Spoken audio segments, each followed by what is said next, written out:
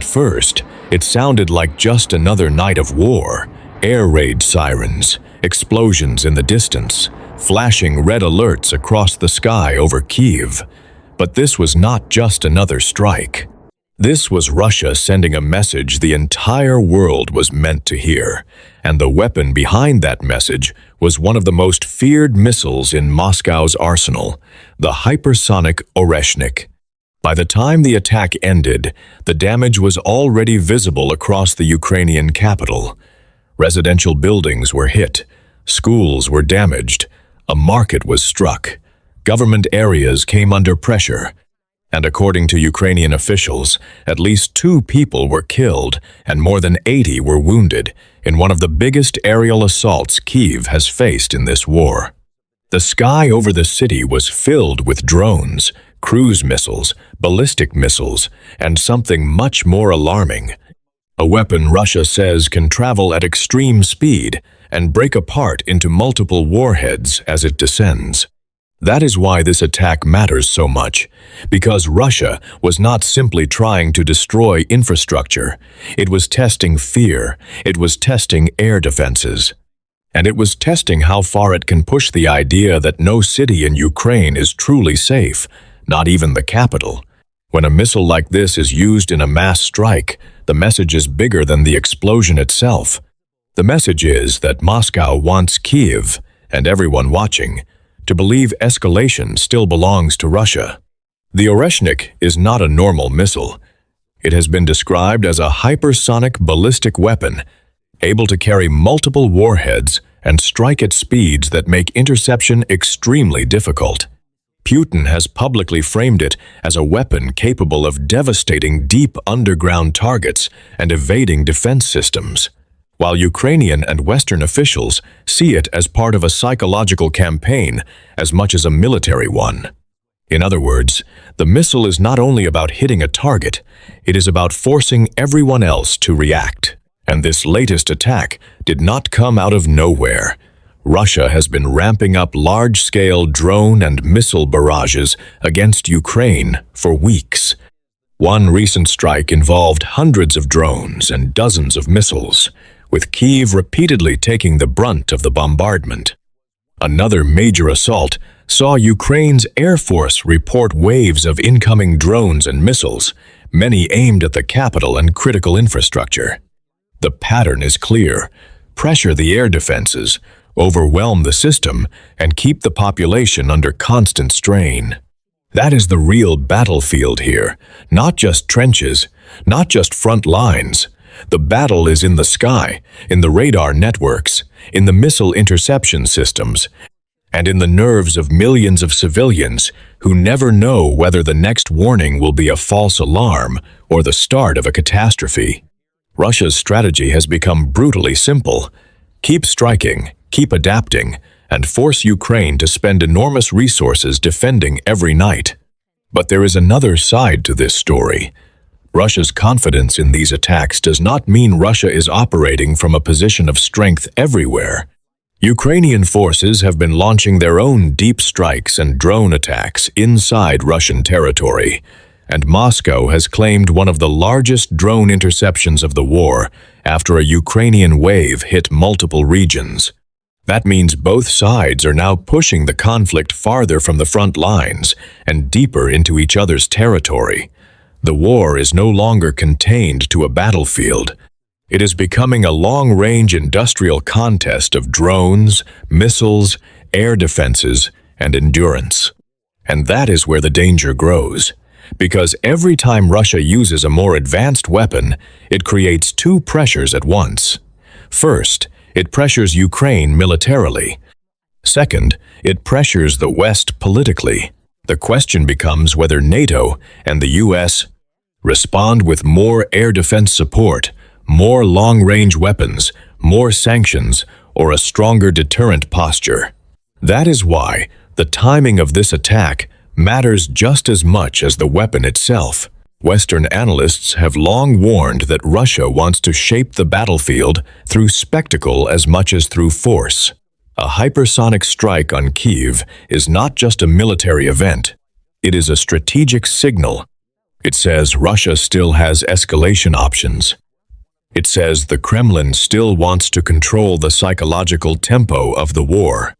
And it says Ukraine's air defense systems, while effective in many cases, are being pushed toward their limits by mass, multi-layered attacks. That is why the image of this night is so powerful, not because of one missile alone, but because of what came with it.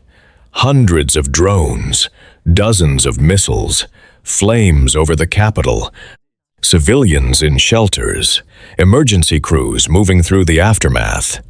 And beneath all of that, the cold logic of a war that is becoming more technological, more dangerous, and more unpredictable by the week. There is also the question of what Russia is trying to prove.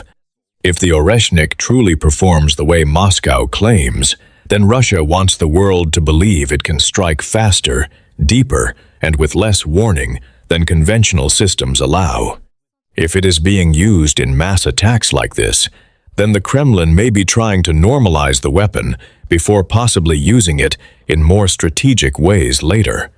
That does not mean a wider war is inevitable, but it does mean the ceiling for escalation keeps rising. And for Ukraine, this is a terrible equation. Every air defense interceptor used against a drone or missile is an expensive resource. Every battery stretched too thin creates more risk for the next wave. Every civilian shelter filled at night reminds the world that the war is still far from stable. Kyiv has survived repeated assaults, but survival is not the same as security. So what happens next? Expect more debate over air defenses. Expect more pressure on Western governments to accelerate aid. Expect Moscow to keep using huge salvos to probe weaknesses. And expect Ukraine to keep answering with long-range strikes of its own, because both sides now understand the same truth. In this phase of the war, the side that controls the sky controls the story. That is why this attack should not be dismissed as just another headline. It is a reminder that the war is evolving into something even more dangerous than a conventional artillery conflict. It is becoming a test of endurance between missile systems, drone swarms, radar networks, and political will. And when a hypersonic missile is used over a capital city, the message is never only about the target. The message is about power, fear, and the future of the war itself. So the real question is not whether Russia can strike Kyiv again. It is whether the world is ready for what comes after the next strike. Because if this night is a sign of the new normal, then the war has entered a phase where speed, scale, and shock are now the weapons that matter most. So what happens next? Expect more debate over air defenses. Expect more pressure on Western governments to accelerate aid. Expect Moscow to keep using huge salvos to probe weaknesses. And expect Ukraine to keep answering with long-range strikes of its own, because both sides now understand the same truth. In this phase of the war, the side that controls the sky controls the story. That is why this attack should not be dismissed as just another headline. It is a reminder that the war is evolving into something even more dangerous than a conventional artillery conflict. It is becoming a test of endurance between missile systems, drone swarms, radar networks, and political will. And when a hypersonic missile is used over a capital city, the message is never only about the target. The message is about power, fear, and the future of the war itself. So the real question is not whether Russia can strike Kyiv again. It is whether the world is ready for what comes after the next strike. Because if this night is a sign of the new normal, then the war has entered a phase where speed, scale, and shock are now the weapons that matter most. In the end, this is no longer just about one missile, one city, or one night of strikes. It is about how far this war can still go, how much punishment each side can absorb, and whether the next phase will be defined by escalation, exhaustion, or a sudden shift nobody saw coming. What do you think this latest strike really means for the future of the war? Is Russia sending a warning, testing limits, or preparing for something bigger? And more importantly, how should Ukraine and its allies respond without pushing the conflict even further? Drop your view in the comments below. I want to hear your analysis, even if you disagree with the point of view in this video. This channel is built for serious discussion, not one-sided answers. And if you like this kind of fast, sharp, and deeply researched world news coverage, subscribe to Global Alarm. Click the notification bell so you do not miss the hottest and most viral updates from around the world every day.